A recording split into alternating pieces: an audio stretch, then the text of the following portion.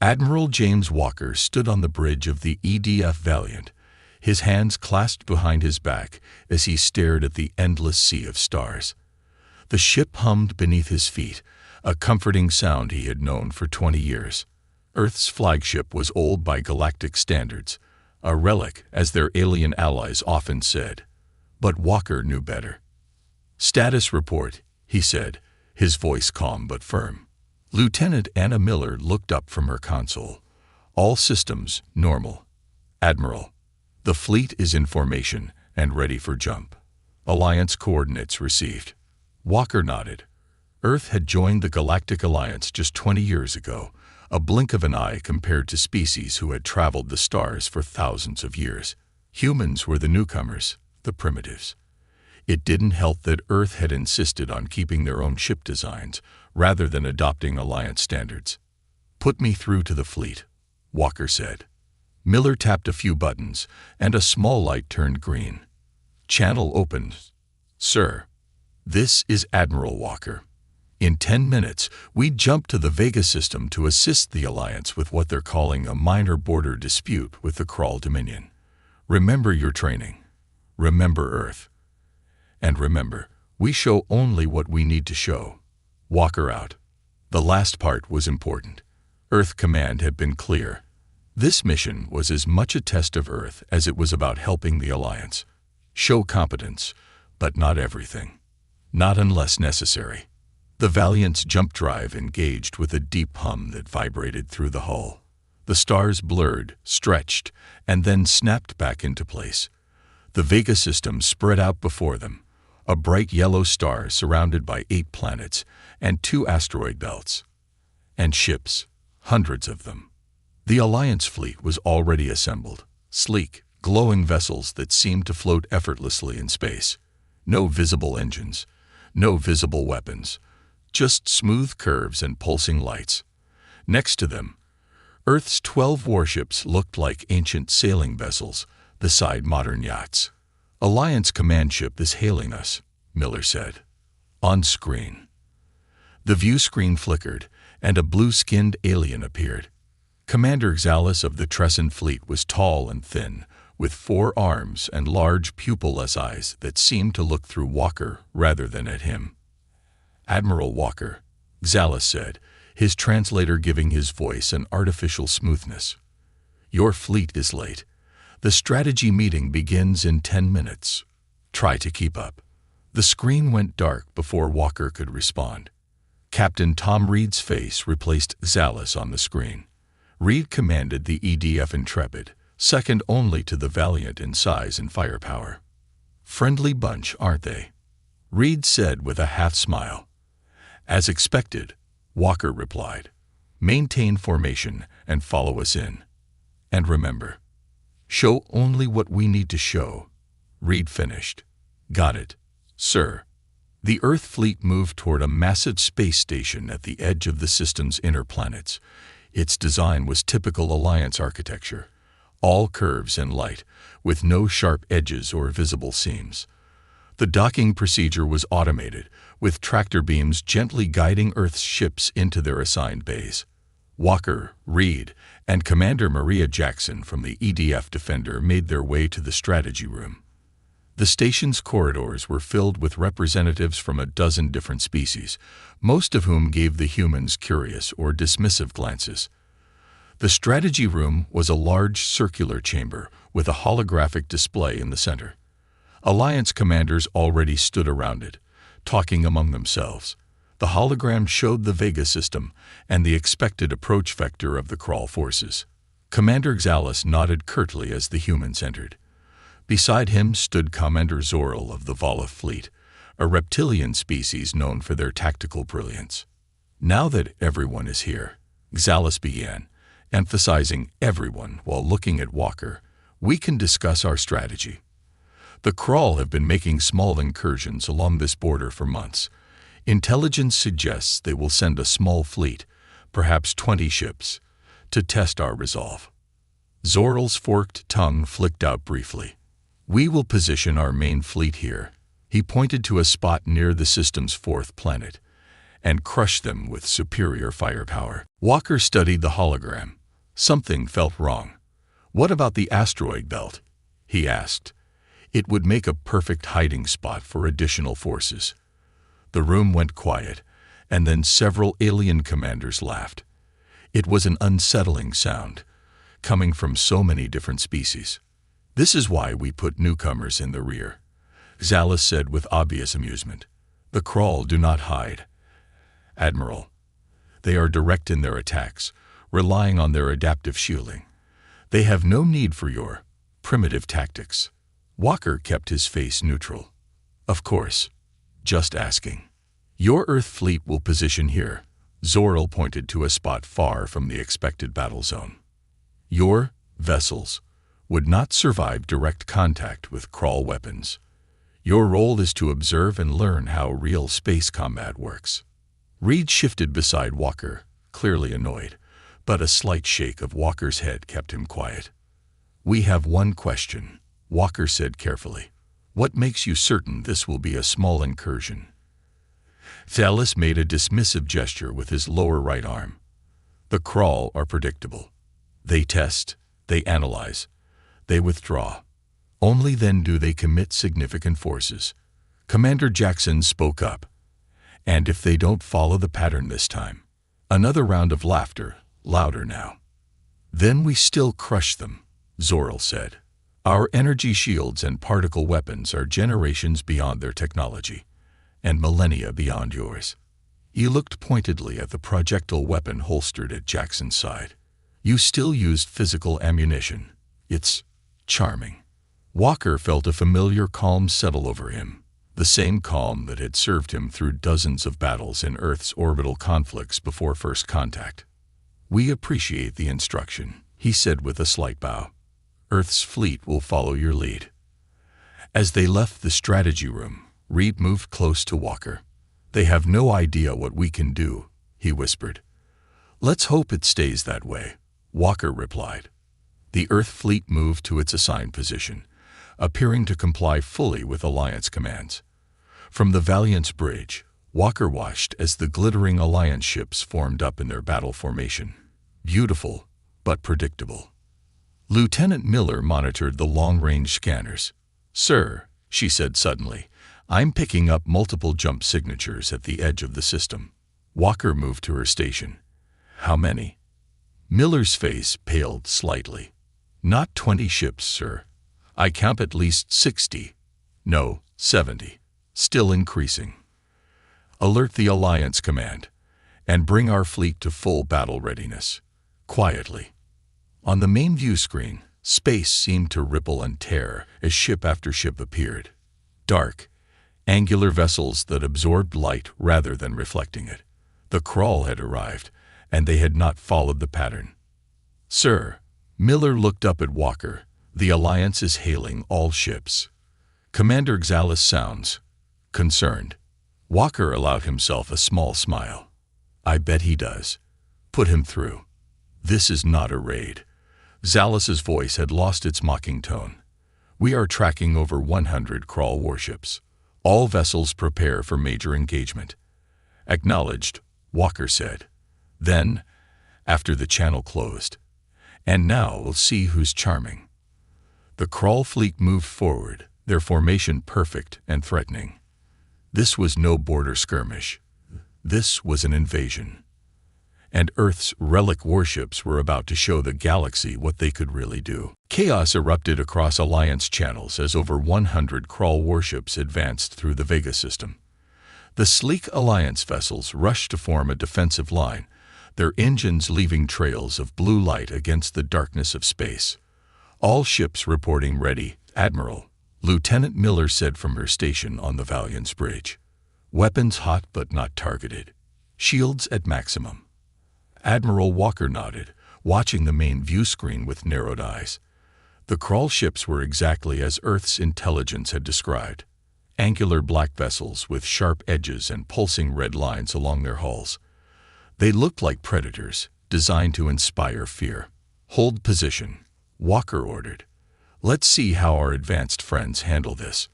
The Alliance fleet moved with impressive coordination, their formation spreading out to create a wall of energy shields. Commander Xalas's voice came through on the command channel, no longer mocking but clipped and professional. All vessels, engage on my mark. Target the lead crawl cruisers with concentrated particle beams. Walker exchanged glances with his bridge crew. Earth's tactical simulations had predicted this exact response, a show of overwhelming firepower meant to force a retreat. The Tresson and Volif ships fired in unison. Brilliant beams of energy lashed out across space, striking the front line of crawl vessels. For a moment, it looked devastating. Then the crawl ships shimmered, their hulls absorbing and dispersing the energy attacks. "They're adapting," Miller said, eyes fixed on her scanner. "The crawl shields are reconfiguring to match Alliance weapon frequencies." Walker nodded. As expected. What happened next stunned everyone. The crawl returned fire, but not with energy weapons. Small, missile-like objects launched from their ships, thousands of them, spreading out in swarms. "What are those?" Captain Reed asked over the command channel. The answer came seconds later. The swarms slammed into the Alliance shields, but instead of exploding, they attached themselves to the energy barriers. Each point of contact flared bright, and then dimmed, as the devices drained power from the shields. "Shield leeches," Walker muttered. "Clever." 3 Tresson ships suddenly lost their shields completely. The crawl fired again, this time with conventional energy weapons. Without protection, the beautiful Alliance vessels were torn apart, their hulls never designed to withstand direct hits. "Alliance fleet is taking heavy damage," Miller reported.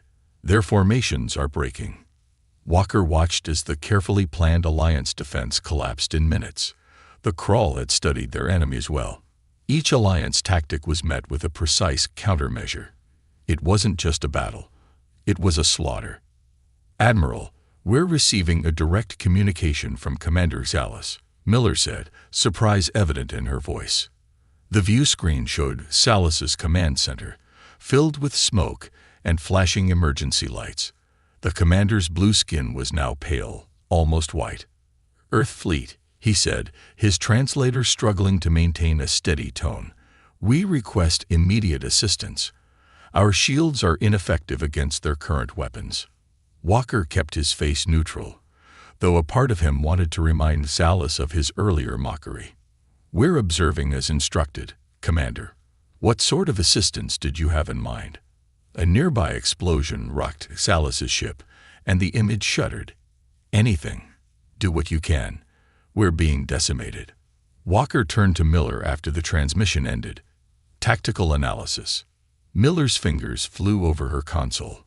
The crawl are focused entirely on countering energy-based weapons and shields. Their vessels show minimal point defense systems for physical projectiles. They've never faced our type of weapons before.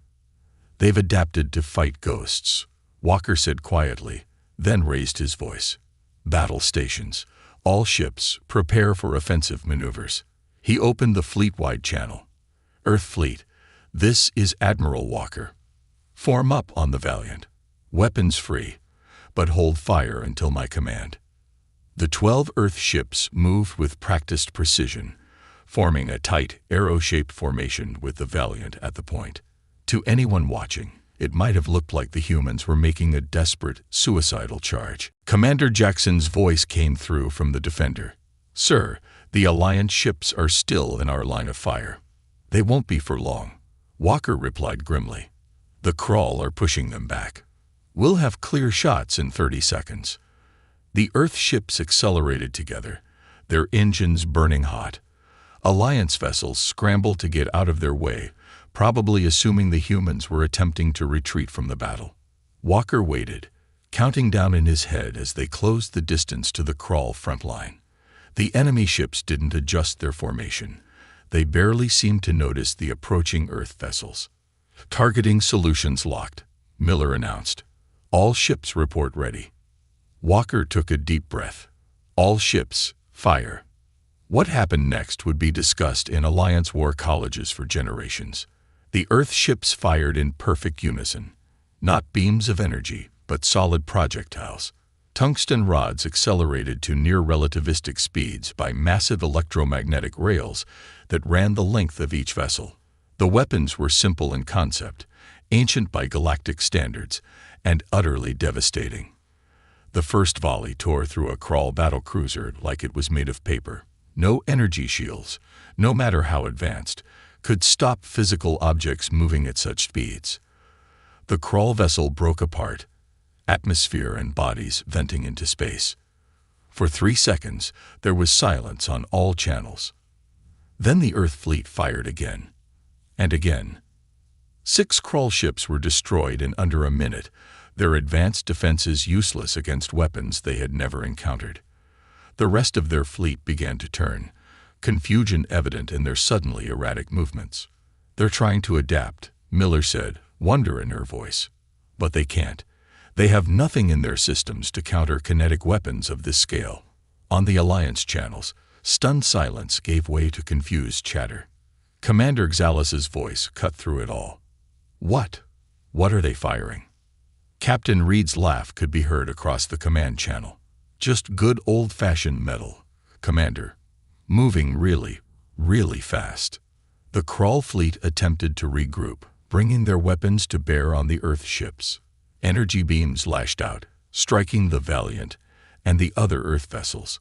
But where Alliance ships had shattered under such attacks, Earth's warships held firm. Armor holding at 87%, Miller reported as the ship shuddered. Minimal penetration on decks 4 through 6. Repair teams responding. Walker nodded. "Return fire. Target their command vessels." Another volley launched from the Earth fleet, this time spread across multiple targets. The Krull began evasive maneuvers, but they were too slow, too unprepared for this type of combat. "Sir, we're being hailed by multiple Alliance ships," Miller said, unable to keep the smile from her face. "They're asking if we require assistance." Walker allowed himself a small grin.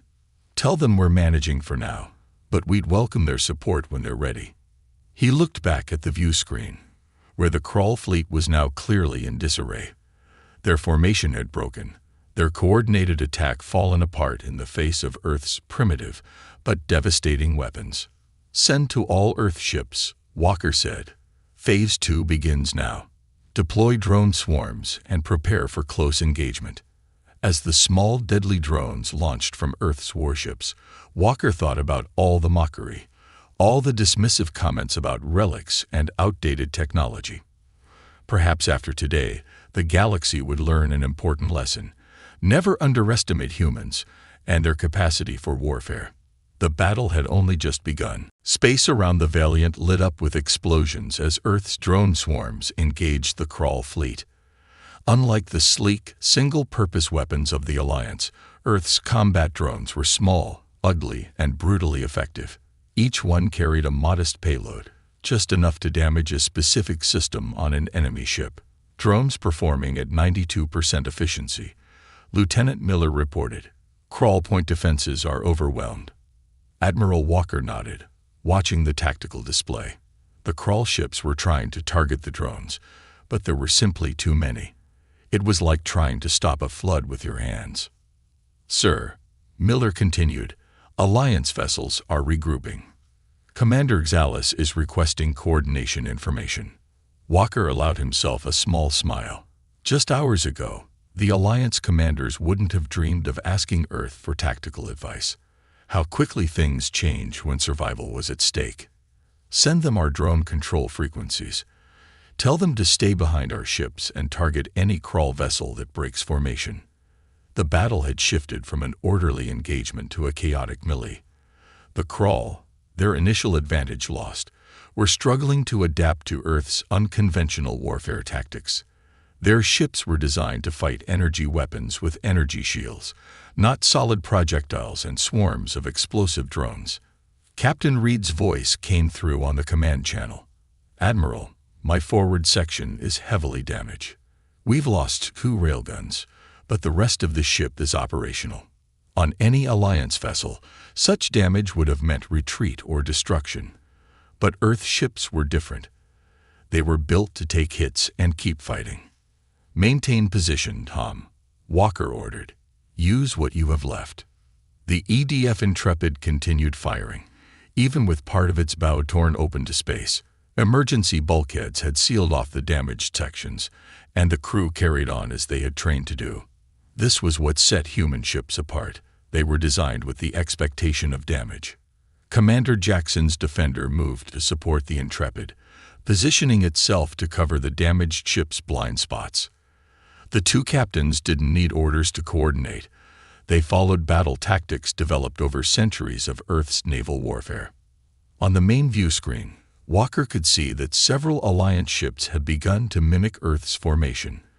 The beautiful, fragile vessels were trying to position themselves behind the sturdier human ships, using them as shields while firing their energy weapons through gaps in the formation. "They're learning," Walker observed. Miller nodded. "Yes, sir. And the Kraul are losing their cohesion." The tide of battle had turned dramatically. The Kraul fleet, which had begun with such overwhelming force, was now scattered and defensive. Several of their ships were attempting to withdraw, but Earth's drones pursued them relentlessly. A massive explosion drew everyone's attention. One of the largest Kraul vessels had suffered a catastrophic reactor breach. The shockwave damaged nearby ships, creating even more confusion in the enemy ranks. "Status report," Walker demanded. Miller scanned her console. "Alliance fleet is down to 60% strength. Our fleet is at 85% combat effectiveness, though several ships have taken significant damage." Walker studied the tactical display. The Kraul still outnumbered them, but numbers meant little when your tactics failed. He opened a channel to the entire Earth fleet. "All ships, implement Formation Delta. Prepare for close quarters engagement." Earth's vessels began to move in what would have appeared to ancient eyes like a naval battle line. Ships positioned themselves side by side, creating overlapping fields of fire that no enemy could pass through without taking multiple hits. "The Kraul flagship is moving," Miller announced. "They're targeting the Intrepid specifically." Walker frowned. The enemy had identified Reed's damaged ship as a weak point. "Warn Captain Reed. All nearby ships provide covering fire." But it was too late. 3 Kraul cruisers converged on the Intrepid, their weapons concentrating on the already damaged sections of the ship. The Earth vessel shuddered under the assault, more of its hull peeling away into space. "Intrepid is reporting critical damage," Miller said, her voice tight. "Their main reactor is destabilizing." Reed's face appeared on the command screen. Blood ran down from a cut on his forehead, and smoke filled his bridge. "Can't hold her together much longer, James," he said, using Walker's first name for perhaps the first time in their long service together. "Abandon ship, Tom," Walker ordered. "Get your crew to the escape pods." Reed shook his head. "No time. And they'd just pick off the pods anyway." His expression hardened. "But I can make this count." Before Walker could respond, the Intrepid's engines flared to full power. The damaged ship turned and accelerated directly toward the largest Kraul cruiser. "Tom, don't," Walker began, but the channel had already closed. The bridge crew of the Valiant watched in stunned silence as the Intrepid slammed into the Kraul vessel at full speed. The resulting explosion engulfed both ships, and when the light faded, nothing remained but debris. "Captain Reed and the Intrepid are gone," Miller reported, her voice barely a whisper. "So is the Kraul cruiser." Walker stood rigid, his face a mask of control despite the loss of his friend. Note in the log: Captain Thomas Reed gave his life to save this fleet. His sacrifice will not be forgotten. He allowed himself one deep breath, then continued. "Now we finish this. All ships press the attack. No mercy." The Earth fleet surged forward with renewed determination. The Alliance vessels, witnessing Reed's sacrifice, followed close behind. For the first time, they fought as a single coordinated force. The Kraul flagship, a massive black vessel at the rear of their formation, began transmitting on all frequencies. The message displayed on the Valiant's screen in translated text. "Earth vessels. Identify your technology. What weapons are you using?" Walker's reply was brief. Nothing new. Just iron, grit, and a few thousand years of practice. He closed the channel and turned to Miller. Target their flagship. All weapons. The Valiant's railguns charge, humming with power. The sound reminded Walker of ancient warships, of cannon fire and battleship guns, the old ways of war that humanity had never fully abandoned. As the Earth fleet closed in on the Krull flagship, Alliance vessels moved in perfect coordination with them for the first time. Commander Xalis' ship pulled alongside the Valiant, its energy weapons complementing Earth's kinetic arsenal. Perhaps Xalis' voice came through, more subdued than Walker had ever heard it. There is something to learn from your traditional methods, after all. Walker didn't respond. There would be time for talk later. Now was the time for action, for showing the galaxy that humanity's relics had teeth, and they knew how to use them. The combined fleet fired as one, and the Krull flagship disappeared in a blinding flash of light and heat. The battle wasn't over, but its outcome was no longer in doubt. Humanity had earned its place among the stars not despite its warlike past, but because of it. The destruction of the Krull flagship sent shockwaves through what remained of their fleet. For the first time since the battle began, the enemy ships broke formation completely, some turning to flee while others fought with desperate fury. Admiral Walker watched from the Valiant's bridge as the combined Earth Alliance fleet pressed their advantage. His uniform was stained with sweat, and his eyes burned from the smoke that lingered in the air despite the environmental systems working overtime.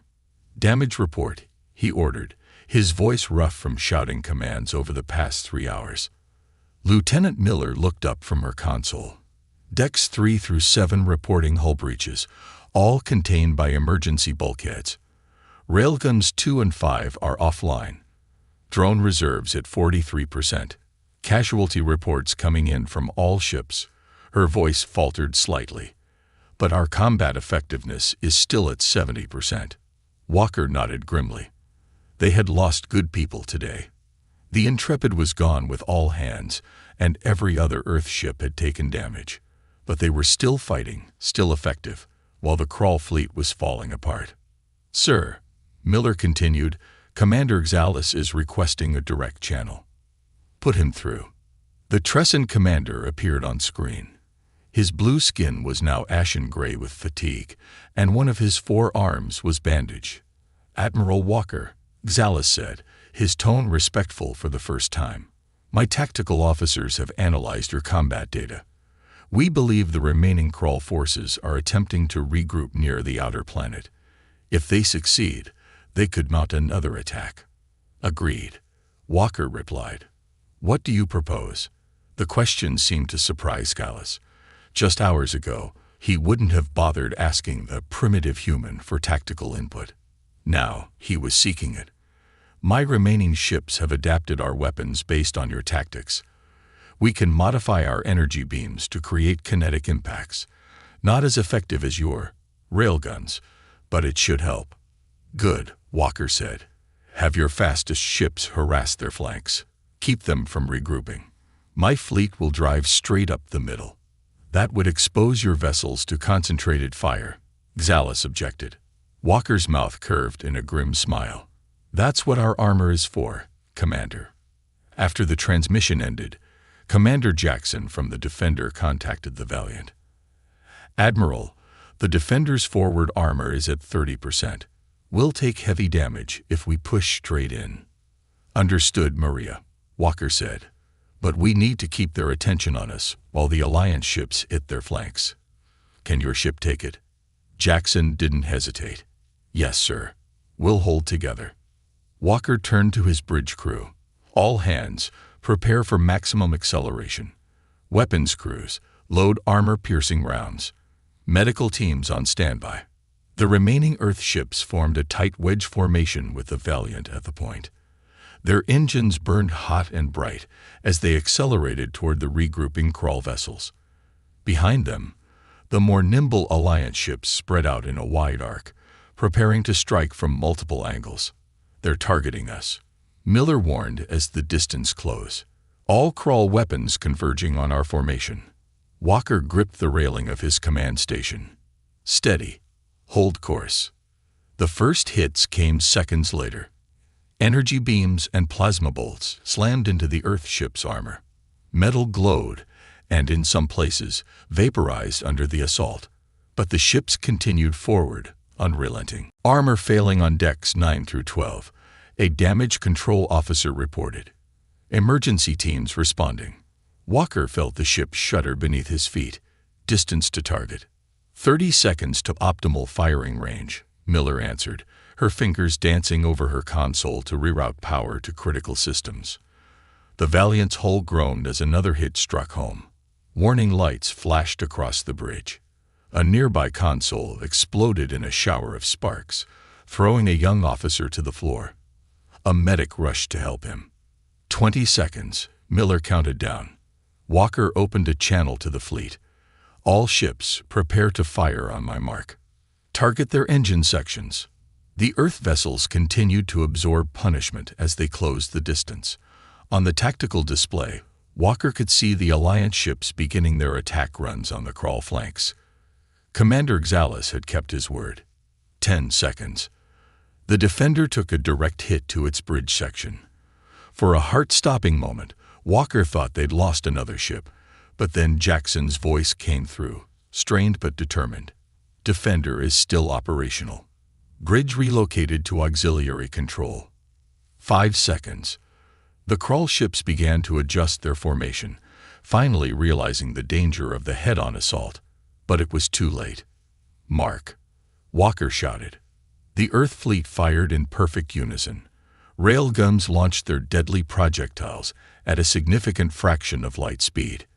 At this range, there was no time for the crawl to evade. The tungsten rods tore through their hulls, shredding engine compartments and weapon systems. Simultaneously, the Alliance ships struck from both sides, their modified energy weapons causing actual physical impacts rather than the easily deflected beams they had used before. The crawl fleet, caught in this devastating crossfire, began to break apart. Some ships exploded outright, while others drifted powerless, their engines destroyed by the Earth fleet's precise targeting.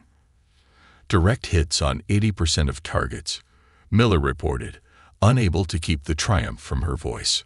Alliance forces reporting similar success on their targets. Walker allowed himself to breathe again. Damage control. Status. Multiple hull breaches, sir. Life support failing on Deck 6. Railguns 1 and 4 still operational. The rest are offline. The battle wasn't over, but the momentum had clearly shifted. The remaining crawl ships, perhaps a third of their original number, were in full retreat, fleeing toward the jump point at the edge of the system. Should we pursue, Admiral? Miller asked.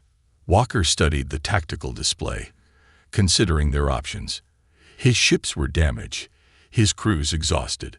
They had achieved their primary objective, defending the Vega system, but at a heavy cost. No, he decided. Let them go. They'll carry the message back to their leaders. What message is that, sir? Walker looked at the view screen, where the retreating crawl ships were visible as tiny points of light. That humanity isn't to be underestimated. That our relics have teeth. A new transmission came through. A direct message from Supreme Commander Gorv of the Crawl Forces. The alien's face filled the screen, his gray skin and 4 yellow eyes conveying an emotion Walker couldn't quite identify. Earth Commander, Gorv said through the translator, you have defeated us today with weapons our intelligence called obsolete. How is this possible? Walker considered his answer carefully. Your intelligence was incomplete, Commander Gorv. You prepared to fight energy with energy, shields with shields. You forgot the oldest lesson of warfare. And what lesson is that? Gorv demanded. That innovation comes from necessity. Earth hasn't known peace for most of its history. We've been fighting ourselves for thousands of years. War is in our blood. Gorv was silent for a moment. We will meet again, Earth Commander. Count on it, Walker replied. And next time, we won't be using just the old weapons. The transmission ended, and Walker turned back to his crew. Despite their exhaustion, their faces showed pride and determination. They had proven themselves against overwhelming odds. All ships, Walker ordered, stand down to recovery operations. Assist Alliance vessels as needed.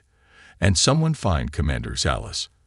I believe we have some tactical discussions to continue. As the Earth fleet began the long process of damage assessment and repair, Walker knew one thing for certain. The galaxy would never laugh at Earth's Relic warships again. 3 days after the battle, Admiral James Walker stood in the Alliance Council chambers aboard the massive space station orbiting Vega Prime. The circular room was filled with representatives from 24 species, many of whom hadn't even known humans existed a week ago. Now, they all watched him with a mixture of curiosity, respect, and in some cases, unease. Walker's dress uniform was crisp and perfect, hiding the bandages beneath. Like many of his crew, he had refused to stay in medical bay once his wounds were stable. There was too much work to be done. The Alliance High Chancellor, a tall, willowy being named Troll whose species communicated through color patterns rippling across their skin, stood at the center of the chamber. The patterns currently displayed showed formal respect, very different from the dismissive flickers Walker had seen during his first council meeting.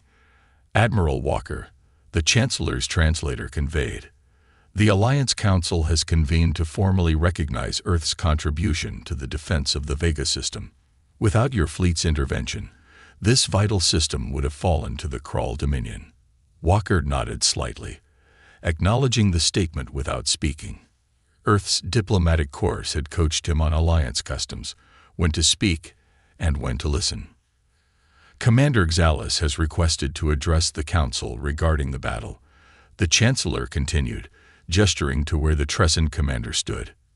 Zallis stepped forward, his movements stiff from his injuries. One of his 4 arms remained in a complex support device. He looked directly at Walker, and then turned to address the full council. 3 days ago, I considered Earth vessels primitive relics. Zallis began, his translator not hiding the humility in his voice.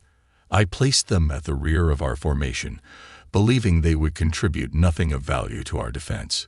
He paused. I was wrong. Murmurs spread through the chamber. Alliance commanders rarely admitted error so openly. Earth's fleet not only engaged the Krull effectively, but their tactics and technology proved decisive in the battle. When our advanced energy weapons failed against adaptive shielding, Earth's primitive kinetic weapons cut through the enemy like they were made of mist. Zallis turned back to Walker.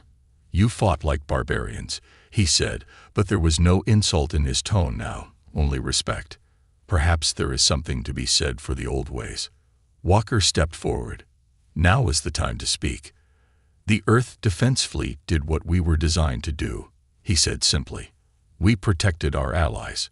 We defended our shared territory, and we sent a message to those who would threaten us. He looked around the chamber, meeting the eyes of various counselors. Humanity may be new to the stars, but we are not new to warfare.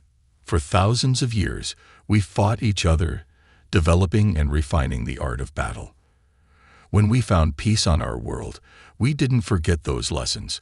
We preserved them, hoping we would never need them again. The chamber was silent now, every being focused on Walker's words. We didn't build our ships to impress anyone. We built them to survive, to fight, to win. Walker's voice grew stronger. And while we hope for peace with all species, including the Krull, we will always be prepared for war. The Chancellor's skin rippled with thoughtful colors.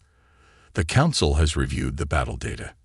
Your casualties were substantial. The ship Intrepid was lost with all hands. Several other vessels severely damaged.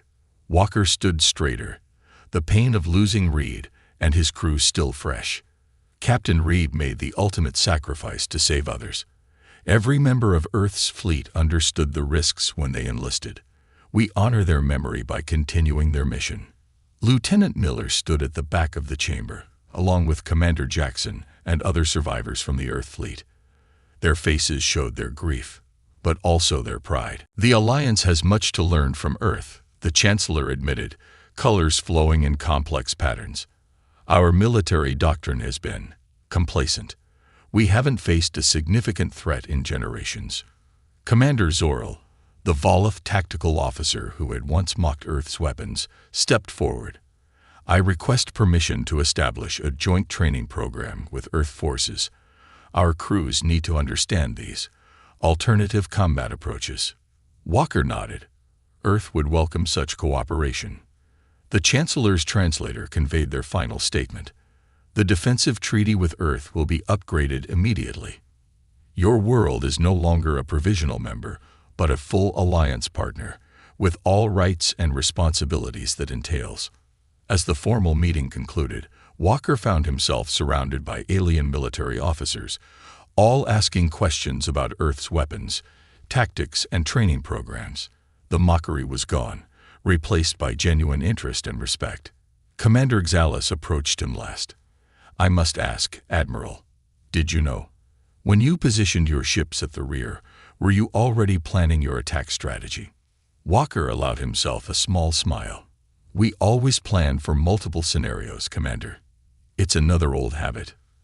Xalis made a gesture that Walker had learned was a sign of deep respect among Tressans. If the Krall return in greater numbers, as I fear they will, the Alliance will need Earth's old habits more than ever. Later, alone in his temporary quarters on the station, Walker read through the casualty reports one more time. The names and faces of those lost weighed heavily on him. He opened a secure channel to Earth Command, where General Laura Hayes awaited his report. The mission was successful, Walker began. The Krall were repelled, but at significant cost. Hayes nodded, her expression solemn. Captain Reed's family has been notified. He will receive the highest honors. And the others? The same, every one of them. Hayes paused. The manufacturing facilities are already working at full capacity, James. New ships, incorporating both our designs and selected Alliance technology. Not to replace what worked, but to enhance it. Walker looked out the viewport at the stars beyond. They won't be laughing anymore. That was never the goal, Hayes reminded him gently. Respect will do just fine. And we've earned that, Walker agreed. For now. As he ended the transmission, Walker noticed a flood of new messages on his terminal. Requests from across the Alliance, worlds asking for Earth Defense Forces, technological exchange proposals, military training programs. The galaxy had taken notice of humanity. In the void beyond the station, repair ships swarmed around the damaged Earth vessels. The valiant, scared hull bore testament to the battle it had survived, but it would fly again, stronger than before. Lieutenant Miller knocked on his door. Despite her exhaustion, she stood tall. Sir, the crew is assembled in the station's memorial hall. They're waiting for you to speak about Captain Reed and the others. Walker nodded and rose to his feet, straightening his uniform. There would be time for diplomacy and planning later. Now was the time to honor those who had given everything to prove that humanity belonged among the stars. As he walked through the station corridors, Alliance personnel of various species stepped aside, offering gestures of respect. No one was laughing at Earth's relics anymore. Instead, they watched with newfound appreciation, and perhaps a touch of fear, as the representatives of the galaxy's newest, most battle-ready species passed by. Humanity had found its place among the stars, not despite its warlike past, but because of it. The old ways, it seemed, still had much to teach the galaxy.